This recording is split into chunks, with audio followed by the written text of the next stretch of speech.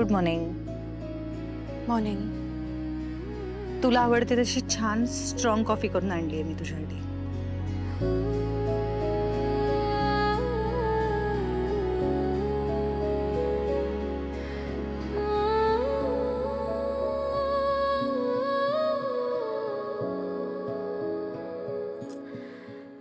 हे काय आहे? तुमच्या घरची केली. Come again? तुमच्या घर. तुमच्या घरची? अधीरा, तुझ्या घराची असं म्हणायचं आहे का तुला? माझं तर ते माहेर आहे. ऐक, काल आई तुला जे काही बोलली त्यासाठी खरंच सॉरी. पण तू ना एक गोष्ट समजून घे, आई सोडून बाकी सगळ्यांसाठी तू लाडोबा आहेस. आम्हाला खूप आवडतेस तू, आणि तुला काहीही ऍडजस्ट करायची किंवा स्वतःला बदलायची वगैरे काही गरज नाहीये. तू आहेस तशीच राहा. आता हे बोलायला खूप सोपं आहे ग, पण तू अशा कुठल्या माणसाबरोबर तुझी स्पेस शेअर केलीस का जिथे तो माणूस फक्त आणि फक्त तुला क्रिटिसाइज करतोय सतत? ओके, तू किती काही चांगलं वागलीस, किती काही चांगलं केलंस, त्यांना खुश करण्याचा प्रयत्न केलास, तरी त्यांना सतत तुझ्यामध्ये प्रॉब्लेम्स असतो. असं कधी केलंस? शेअर केलीस कधी स्पेस? मी समजू शकते तुला काय वाटतंय. तुझं दडपणही मला कळतंय. होतं असं. See, all I want to say is तू एकटी नाही आहेस ह्या सगळ्यात. हो, आई चिडली आहे तुझ्यावर, दॅट्स ओके. एक माणूस घरातला चिडला असला आणि बाकीचे सगळे आपल्या बरोबर असले तर आपल्याला त्या चिडलेल्या माणसाचा राग सहन करणं सोपं जातं ना. अगं, अख्खी सपोर्ट सिस्टम तुझ्या बरोबर आहे त्या घरात. त्याची मला आता खात्री नाही वाटत आहे. रोहन आहे तुझ्या बरोबर. मला कळतंय आता तुमच्या दोघांमध्ये खूप टेन्शन आहे, पण अगं प्रॉब्लेम्स कुठल्या संसारात नसतात अधीरा. एकमेकांना भेटा, बोला, सॉर्ट करा ना गोष्टी. नंदूताई, तो नाही येणार आहे, नाही येणार आहे तो. असं कसं नाही येणार? मी बोलीन त्याच्याशी, येईल तो. अधीरा ऐक, पुरे झाली आता टाळाटाळ. भेटल्याशिवाय सोल्युशन्स नाही निघणार. तुला वाटतंय तू भेटील आणि तुला वाटतंय भेटल्यावर सगळं होईल? तुला वाटतं खरंच?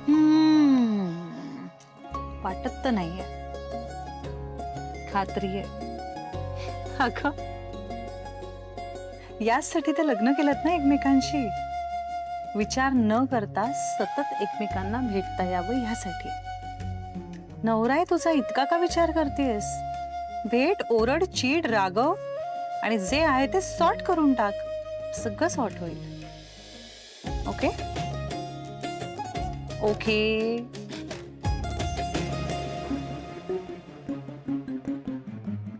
Good girl.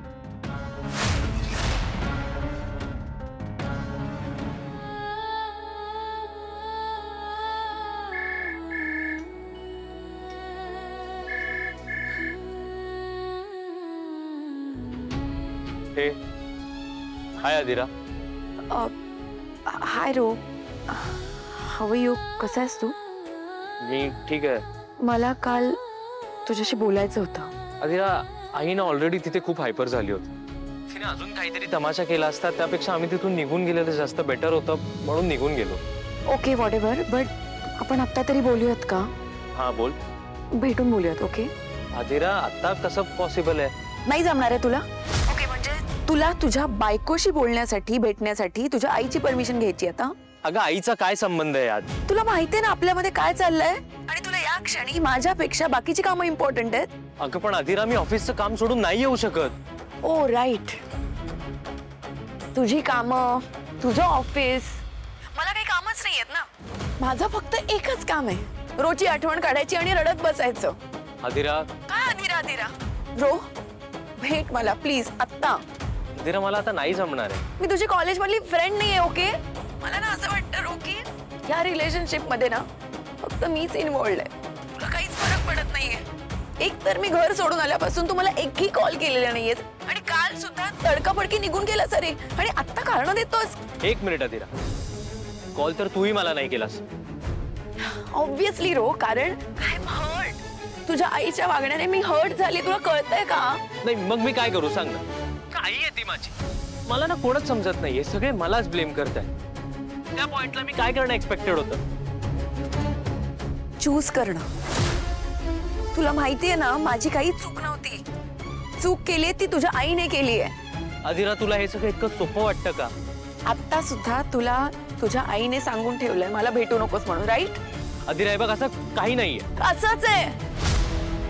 मी गेल्याने ना तुला काहीच फरक पडत नाहीये. फरक पडला असता ना तर तू काल सुद्धा माझ्यासाठी स्टँड घेतला असतास, पण तू नाही घेतला स्टँड. As always row. काल तुझी आई सगळ्यांसमोर, माझ्या घरच्यांसमोर माझा अपमान करत होती, माझा इन्सल्ट करत होती, मला नको ते बोलत होती, पण ते तू गप्प ऐकत बसलास. मे बी ना तुला हा प्रॉब्लेम तुझा वाटतच नसेल. तुला असं वाटत असेल की ओके, बायको आहे, आई आहे, त्यांचं बघून घेतील, मी कशाला मध्ये पडू. मी माझा गेम सेफ खेळणार. इनफ अधिरा, मला दोष देण्यापूर्वी ना स्वतःचं वागणं पण बघ जरा. अधिरा, म्हणून मी सांगत होतो थोडं थांबून विचार करून लग्न करूया, पण तू तेव्हाही माझं नाही ऐकलंस. अगं मला ह्याच गोष्टीची भीती वाटत होती, आणि तेच होतंय ना. पार्टीच्या रात्री सुद्धा मी तुला काय म्हणत होतो, मी तुला रिक्वेस्ट करत होतो, तुला म्हणत होतो आपण सगळं शांततेत सॉर्ट करूयात, मग बोलूयात. पण तू काय केलंस?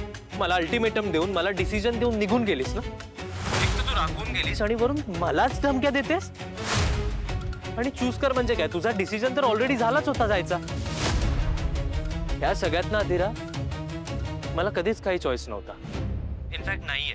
दरवेळी तू तुझे सगळे हट्ट पूर्ण करतेस, आणि तू तुझा डिसिजन आता सुद्धा बदलायला तयार नाहीये. मग मला सांग ना, भेटून काय करणार होत आपण? भांडणारच होत ना. त्यापेक्षा नको भेटूयात, ब्रेकवर जाऊयात थोडा वेळ.